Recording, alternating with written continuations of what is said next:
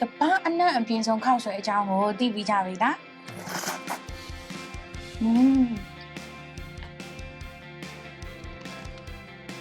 မင်္ဂလာပါနှလုံးစိတ်ဝမ်းပြေဝအချမ်းကြပါစီမလိုက်လုံးရမိဖို့ကြောင့်လေးကနေကြံလဲကြိုဆိုလိုက်ပါတယ်ဒီနေ့မှာတော့လုံးကကပန်းအနံ့အပြင်းဆုံးလို့တင်စားကြတဲ့ခရုခောက်ဆွဲလေးကိုချက်ရင်းနဲ့သူ့ရဲ့နောက်ွယ်က inspire ဖြစ်စရာ story လေးကိုပြပြပေးမှာဖြစ်ပါတယ်တလက်စာထဲမှာခရုခောက်ဆွဲလိုမျိုးအနံပြင်းတဲ့အစားအသောက်တွေစားပြီးတဲ့အချိန်မှာကတွင်းနဲ့မဆိုးစေဖို့ after care အနေနဲ့ဘာလေးကိုအသုံးပြုရမယ်ဆိုတာကိုလည်းလုံးကတစ်ဆက်တည်းပြပြပေးတော့မှာဖြစ်ပါတယ်ရှင်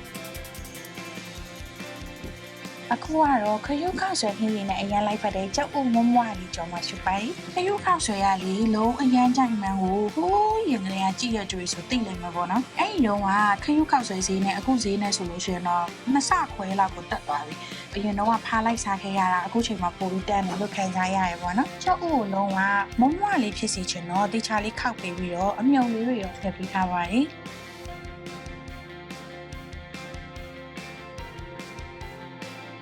ကျအုပ်ကျော်နေရင်လည်းလုံးတို့ရဲ့ဇက်လိုက်ကျော်ဖြစ်တဲ့ခရုခောက်ဆွဲလေးအကြောင်းကိုပြန်သွားရအောင်နော်ခရုခောက်ဆွဲလေးရဲ့မူလအစက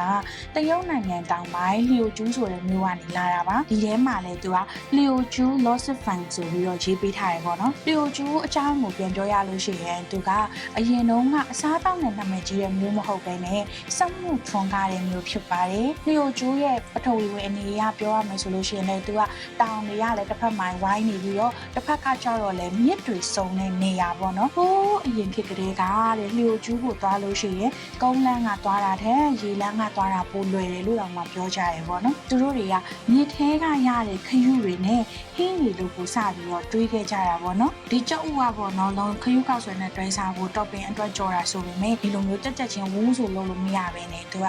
ကျွတ်လေးဖြစ်လာတယ်ဒီဆိုတော့မီးကိုလည်းတတိထားရတယ်စိတ်ကလည်းရှည်ရတယ်ကျွတ်လာတယ်ဒီကိုကဟိုဘက်လေးလှန်ဘက်လေးလှန်လေးလည်းလုပ်ပေးရတာပေါ့နော်အခုတော့နည်းနည်းလေးစပြီးတော့အယောင်ပြောင်းလာပြီးတော့လျိုကျူးကသူကတရုတ်ပြည်တောင်ပိုင်းမှာရှိရလို့လုံးပြောခဲ့တယ်ဟုတ်တောင်ပိုင်းသားတွေကသူတို့ကဆန်ကိုအဓိကပို့ပြီးတော့စားဖြစ်ကြတာပေါ့နော်အဲ့ဒါကြောင့်လျိုကျူးမှာကဂျုံခောက်ဆွဲထက်ဆန်ခောက်ဆွဲရပို့ပြီးတော့တွင့်ကျဲတယ်ပြောရမှာပေါ့လျိုကျူးမှာခရုခောက်ဆွဲစပေါ်လာတာကတဲ့1980နှောင်းပိုင်းလောက်မှာပေါ့နော်သူက street food အနေနဲ့စပြီးတော့ပေါ်လာတာသူက story တွေအများကြီး꿰တယ်အဲ့ထဲမှာလုံးသဘောကျတဲ့အကြောင်းအရာကိုပြောရလို့ရှိရင်ညဘက်တွေတဲ့ရုပ်ရှင်ထွက်ကြည့်တဲ့လူငယ်ပိုင်းလေးတွေကပေါ့နော်ရုပ်ရှင်ချိန်ပြီးတဲ့အချိန်ပြန်တဲ့အခါမှာတဲ့သူတွေကဘိုက်စာကြတာဘိုက်စာတော့ဆိုင်နေမှာသွားပြီးတော့သူကအဲ့အချိန်မှာဆိုင်ရလဲတိန်းခါနေဖြစ်နေပြီအသားတွေဘာတွေကလည်းကုန်နေပြီဆိုတော့သူတွေကလည်းတခုခုတော့လုပ်ပေးပါဆိုပြီးတော့ပူစာကြတာပူစာတော့ဆိုင်ရှင်ရလဲနောက်မှရှိရမြက်ခီကိုသူကဟင်းရီပိုးတွေကိုထည့်လိုက်တဲ့အချိန်မှာအဲ့ဒီဟင်းရီကတဲ့အရန်အရသာရှိသွားတာကိုသိသွားတော့အဲ့ဒီကနေခရုခောက်ဆွဲဆိုပြီးတော့စာပြီးပေါ်လာခဲ့တာပါတဲ့အခုဆိုရင်တော့လုံးရဲ့ခရုခောက်ဆွဲနဲ့တွဲစားဖို့ကြက်ဥကျော်ကျွတ်ကလေးရပါပြီဒီလိုနဲ့အဲ့လိုမျိုးခရုခောက်ဆွဲရလျိုကျူးမှာသူက street food အဖြစ်ပေါ့နော်နှစ်30လောက် popular ဖြစ်နေခဲ့ပြီးတော့နောက်ဆုံးမှာ2014ကျတော့ဒီလိုမျိုး ready made ထုတ်တွေအဖြစ်စပြီးတော့ထုတ်လုပ်လာကြပါတယ်စကားစမိတ်လို့ပြောရလို့ရှိရင် ready made ထုတ်တွေထဲမှာလေဒီတစ်စိတ်ကနှံ့မဲ့အကြီးဆုံးလို့ပြောတယ်ဆိုတော့လုံးလုံးလည်းဒီတစ်စိတ်ကိုတော်တော်ကတွင်းတွေးကြတာလေနော်အခုလုံးကဒီ ready made ခရုခောက်ဆွဲထုတ်လေးကိုချက်ပြုတ်ဖို့ပြင်ဆင်ရင်းနဲ့ဒီလိုမျိုးအထုပ်လေးတွေကမျိုးတစ်မျိုးရဲ့ကံကြမ္မာကိုဘယ်လောက်အထိကိုပြောင်းလဲလိုက်လဲဆိုတဲ့အကြောင်းကိုလုံးဝဆက်ပြီးတော့ပြောပြမယ်သူ့ထဲမှာပစ္စည်းရတော့တော်တော်များတယ်။ဘာလို့လဲဆိုတော့ခရုခောက်ဆွဲကခရုဟင်းရည်နဲ့ဆန်ခောက်ဆွဲကိုအဓိကတည်ထားတာဆိုပေမဲ့သူ့ရဲ့အခြားနှံမယ်ကြီးရဲ့ဟာကကြောက်ဒီအချင်းဖောက်ထားတဲ့ fermented ဒီ vegetables တွေပေါ့နော်။လုံးဒီဟာလေးတွေကိုလုပ်ရင်းနဲ့ဒီအကြောင်းလေးဆက်ပြောပြမယ်နော်။အရင်ဆုံးတော့လုံးကဒီထဲမှာပါလာတဲ့ဆန်ခောက်ဆွဲထုတ်လေးကိုပြုတ်မှဖြစ်ပါတယ်။သူကအချောက်ခံထားတာကိုပြန်ပြုတ်ရတာဆိုတော့အချိန်လေးနည်းနည်းလေးတော့ကြာတယ်ပေါ့နော်။ဒီလိုနဲ့ခရုခောက်ဆွဲထုတ်ကဒေတာရင်းတွေမကဘဲနဲ့သူက international ထိပေါက်သွားရောလုံးလို့ Asia ကမဟုတ်တဲ့အခြားဥရောပဘက်ကလူတွေရပါတော့နှစ်ချင်မှမစားဘူးလားကွယ်လုံးတော့ဒါစားပြီးကြီးလာကြတယ်ဆိုတော့အနက်ကအလောက်ကြီးစိုးစိုးဝါမဟုတ်ဘူးဒါပေမဲ့မစားဘူးတဲ့သူတွေအတွက်ကျတော့သူကအ အမြင်စပြီးတော့ကွဲလာတာပေါ့နော်အဲ့မှာသူက controversy ဖြစ်လာတော့တာဆိုတော့အချို့အတွက်ကျတော့အရသာအရန်ရှိတယ်စားလို့ကောင်းတယ်မွေးနေရပဲလုံးလို့ဒူးရင်းသီးလိုပဲမကြိုက်တဲ့သူတွေကြတော့ဟဲ့နန်လိုက်တာပေါ့နေဘာစားနေရလဲငါနာမှာလာမစားနဲ့ခေါင်းကိုက်တယ်အနက်ကတော့တော်တော်ပြင်းတာပဲဟေးဆိုပြီးတော့အဲ့လိုမျိုးသူကကွဲသွားထုံးစံတိုင်းပဲပေါ့ controversy ဖြစ်တယ်ကွဲတယ်ဆိုတော့ရဲ့နောက်မှာလူတွေကပို့ပြီးတော့စိတ်ဝင်စားတယ်လीနော်အဲ့လိုမျိုးနဲ့ခရုခောက်ဆွဲရပေါက်တထက်ပေါက်ပေါက်တထက်ပေါက်ပေါက်တထက်ပေါက်ဖြစ်သွားပြီးတော့ကဘာအရရက်ကလူတွေကပေါ့နော်ကြိုက်တဲ့သူတွေကခရုခောက်ဆွဲစားဖို့အတွက်လျှို့ကျူးကိုကိုယ်တိုင်လာပြီးတော့ကိုမြည်ကြတော့တာသူဆိုဆန်ခောက်ဆွဲလေးရပြီဆိုတော့လုံးဝတက်တက်လေးခောက်ဆွဲဖက်လေးကိုဆယ်ထားလိုက်မှာပေါ့နော်သူ့ရဲ့ဆန်ခောက်ဆွဲသားလေးက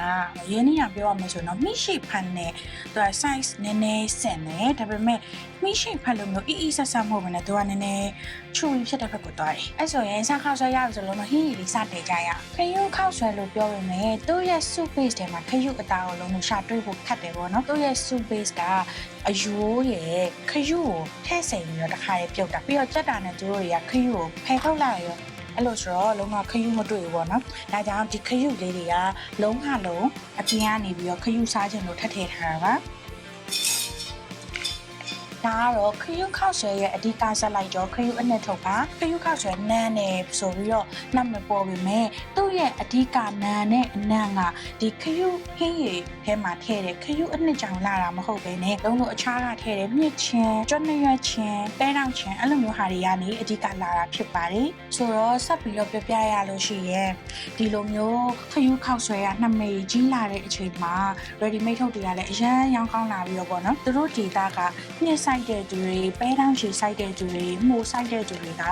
ဝင်ငွေအခွင့်အလမ်းလမ်းတင်ရလာကြတာပေါ့နော်ဝင်ငွေလမ်းတင်ရလာကြရောရလာတာနဲ့အတူမျိုးကလူတွေကလည်းဘယ်လိုဖြစ်လာလဲဆိုတော့ခရုခောက်ဆွဲနဲ့ပတ်သက်ပြီးတော့သူကစီးပွားရေးလုပ်လို့ရမယ်မျက်စိအမြင်ပွင့်သွားတယ်ဒီဟာကိုသူတို့တွေကပို့ပြီးအားဆိုင်လာကြတော့ပေါ့နော်ဟိုးအစမှလုံးပြောခဲ့ရလေသူ့ရဲ့မျိုးကစက်မှုမျိုးဒါပေမဲ့ဒီခရုခောက်ဆွဲကိုသူတို့လုံနိုင်ပြီးသွားတဲ့နောက်မှာစက်မှုမျိုးကနေပြီးတော့လျှိုကျူးကခရုခောက်ဆွဲမျိုးတော့ဆိုပြီးတော့နှမ်းမေတောင်မှတွင်လာတာပေါ့နော်လျှိုကျူးမှာအဲ့လိုနဲ့ခရုခောက်ဆွဲကအရန်နာမည်ကြီးသွားပြီးတဲ့နောက်မှာသူတို့တွေကနိုင်ငံတကာကနေပြီးတော့ခရုခောက်ဆွဲကိုစားကြလို့သူတို့စီလာတဲ့သူတွေလည်းရှိလာတယ်လို့မျိုးဒီလိုမျိုး ready made ထုတ်တွေအတွက်ထဲရတဲ့ပစ္စည်းအစာပလာထုတ်လုပ်တဲ့သူတွေစိုက်ပျိုးတဲ့သူတွေကလည်းဝင်ငွေတက်တယ်လေနော်အဲ့ဒီနောက်မှာလျှိုကျူးမျိုးကမျိုးခံနေရဲ့ GDP ကအရန်ကိုမှအရင်ကထက်ဆိုင်တက်လာခဲ့ကြတာတဲ့လုံးဝအခုပေါ့နော်သူ့ထဲမှာပါတဲ့အစာပလာတွေအပြင်ကိုထပ်ပြီးတော့စားခြင်းနဲ့ဆိုတဲ့ဟာလေးတွေကိုပါထပ်ပြီးတော့ဖြည့်နေရပါခုဒီထဲမှာပါလေးတွေထည့်ရလဲဆိုတော့မြင့်နှုတ်လေးတွေရဲ့ဒါအော်စွန်းတုံးလေးတွေပြီးရင်ခုနကတော့အသားလုံးလေးတွေလည်းနည်းနည်းထည့်တယ်ပြီးရင်အရွက်ကလေးတွေကျွတ်ညွတ်မှုလေးတွေလည်းထည့်မှာပါဒါလေးတွေကလေခရုခောက်ဆွဲရဲ့အဆက်တွေအခြေအနေနဲ့အရန်လိုက်တယ်မယုံလို့ရှိရင်လုံးလုံးမျိုးလိုက်ပြီးထည့်စားကြည့်ဒါလေးကတော့ခရုခောက်ဆွဲတဲ့မှာထည့်မယ်အချင်းထုံနဲ့အဆက်ထုံလေးပါလီယိုကျူးမျိုးမှာတဲ့ဒီခရုခောက်ဆွဲချက်နည်းကိုတီးတန့်တယ်ပြီးရဲ့ vocational training school တွေတောင်ရှိရဲတဲ့လုံးအဲ့ဒီဟာကိုဖတ်လိုက်ရတော့လေအော်ငါလည်းအဲ့ဒီမှာသွားပြီးတော့စားချင်လိုက်တာတင်ချင်လိုက်တာဆိုရင်စိတ်ဖြစ်တယ်ပေါ့နော်ဒါကြောင့်ပေါ့နော်လုံးခုအလုံးလုံးလာခဲ့တဲ့တောက်လျှောက်မှာလည်းလုံးစိတ်တွေကအမျိုးတွေဟာတောင်းမွန်တဲ့အစားအသောက်ကတောင်းမွန်တဲ့အမှတ်တရတွေကိုယူလာတယ်လို့မျိုးနည်းနည်းလေးတော့မခွဲခြားရတဲ့လူတွေကိုတနေရာထဲမှာစုစည်းစီတယ်ပေါ့နော်ဆိုတော့လုံးလို့ရဲ့မြန်မာနိုင်ငံမှာလည်းလေခရုခောက်ဆွဲနဲ့တန်းရှင်နိုင်တဲ့စားကောင်းတဲ့စားတောက်တွေအများကြီးပဲလေနော်လုံးဝအဲ့ဒီဟာတွေကို elevate လုပ်ပြီးတော့ခရုခောက်ဆွဲလို့မျိုးကဘာအနံပေါက်ရောက်တဲ့ menu တွေ dish တွေဖြစ်လာစေချင်တာအဲ့ဒါလုံးစိတ်ကူးလေးပါပေါ့နော်အခုကတော့လုံးရခရုခောက်ဆွဲလေးကစပြီးတော့စုနေပါပြီ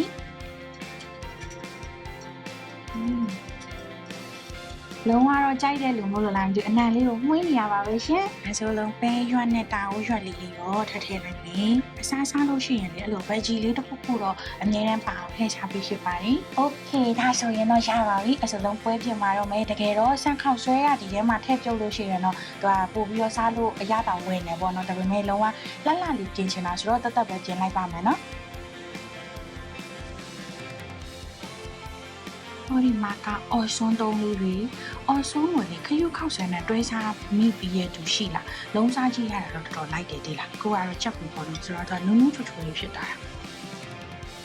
ဒီအစင်ထုံးနဲ့အဆက်ထုပ်ကဟင်းရည်ထဲမှာတစ်ခါလေးထည့်နေရတယ်ဆိုပေမဲ့လုံးဝကြတော့ကိုလိုချင်တဲ့အရာတော့ control လုပ်နိုင်အောင်လို့ဒီလိုမျိုးလေးတက်စီထည့်အောင်ပို့ပြီးတော့သဘောကျပါတယ်ဒါလေးကတော့အချင်းအတွက်ရှာလကာလေးလေးပါ ခယူးခောက်ဆိုလောစဖိန်ရဲ့အဓိကတက်ကဒီအချင်းနဲ့အဆက်လို့လည်းထင်တယ်ပေါ့နော်ဒီအချင်းနဲ့အဆက်ကအရတာကအရန်ဘိုးဖြစ်တော့သူကစားတဲ့အခါမှာစားပြီးရင်စားချင်ရင်စားပြီးရင်စားချင်ရင်အဲ့လိုဖြစ်စီရပေါ့နော်ဟင်းကြီးထဲမှာဖြစ်ပါ၏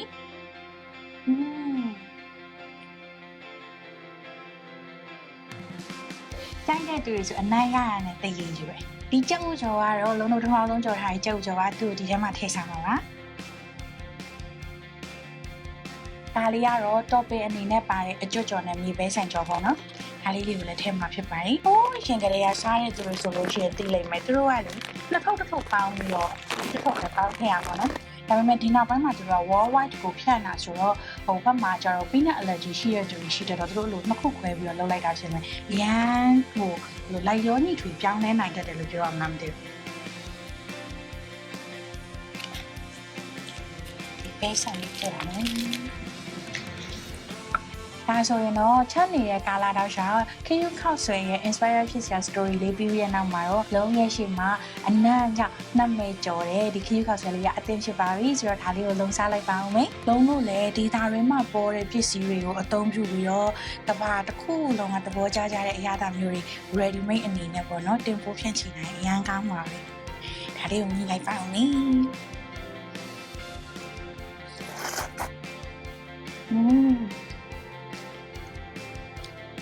ကျိုးကျော်လေးရတော့ဟင်းလေးကိုစုပ်သွားတာအရန်အရသာရှိနေမှာတွေးတာကြည့်ပါတော့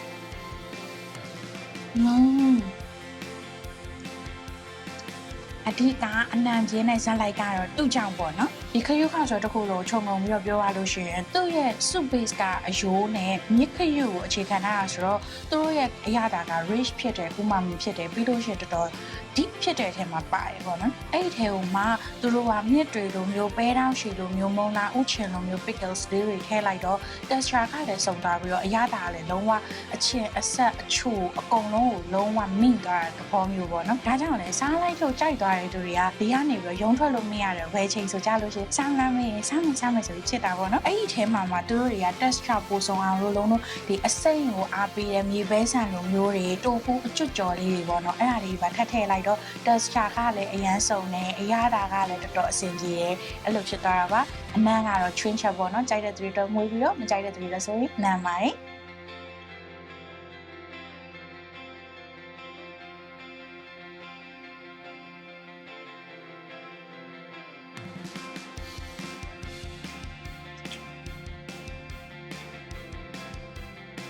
တို့တော့ဘယ်တယောက်စားသလုံးမဘိုက်ကိုတင်းကားတာ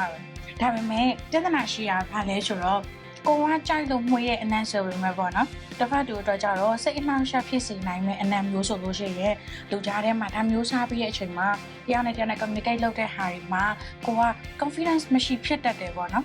ငါပါချက်ကအနံ့များထွက်နေမလားစသဖြင့်ပေါ့လုံးကအဲ့လိုမျိုးအနံ့ပြင်းတဲ့အစားအသောက်တွေ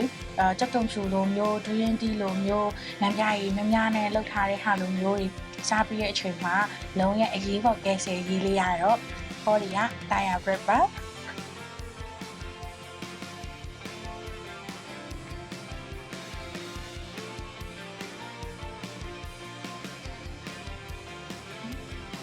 အခုဘလုတ်ကျင်းရဲ့နောက်မှာခံစားရတဲ့ခံစားချက်ကပါဇက်လေးကိုတန့်ရှင်းပြီးတော့ fresh ဖြစ်သွားလို့ခံစားရပါတယ်။ကြောညာအနေနဲ့မဟုတ်ပဲလုံးတကယ်သဘောကျပြီလို့ပြောရတဲ့အချက်ဆိုလို့ရှိရင်ကိုဟောလုံးဝမပါတော့ပါဇက်ထဲမှာဘလုတ်ကျင်းရဲ့အခါမှာလောင်ကျန်ခဲ့တယ်ဆိုရင် feelings မျိုးမရှိဘူးပေါ့နော်။နောက်ပြီးတော့သူက dentist formulated ဆိုတော့ဒီထဲမှာ mint ရဲ့အနံ့တင်းတင်းလေးအပြင်အခြားသော artificial flavors တွေအနံ့တွေအဲ့လိုမျိုးတွေလုံးဝမပါဘဲနဲ့ဘလုတ်ကျင်းလိုက်ပြီးရဲ့နောက်မှာလည်းပါဇက်ထဲမှာအဲ့ဒီ mint အနံ့တင်းတင်းလေးရပဲကြံခဲ့ရပါတော့နောက်တော့ကြိုက်တာတခုကပလုတ်ကျင်းပြီးလိုက်တဲ့အခါမှာ refresh ဖြစ်သွားတဲ့အတူပါဇက်ထဲမှာအရသာချိုချိုလေးတခုကကြံနေခဲ့ရပါဒီအစိမ်းလေးက my mint ဖြစ်ပြီးတော့အပြာလေးက icy mint ပါပလုတ်ကျင်းပြီးရင်ကတွေးတခုလုံးအေးပြီးကြံခဲ့တာကအရမ်းမိုက်ပါတယ်ပြီးလို့ရှိရင် Taya bread ကတစ်ခါပလုတ်ကျင်းပြီးတိုင်းမှာ12နာရီဒီကတွင်းနဲ့ကိုကောင်းနေအောင်ထိမ့်သိမ့်ပြီးနိုင်တော့ဒါပဲစားစား Taya bread နဲ့ဆို easy way လीနော် Taya bread က halal certified နဲ့ဖြစ်ပါတယ်ဝယ်တဲ့အခါမှာ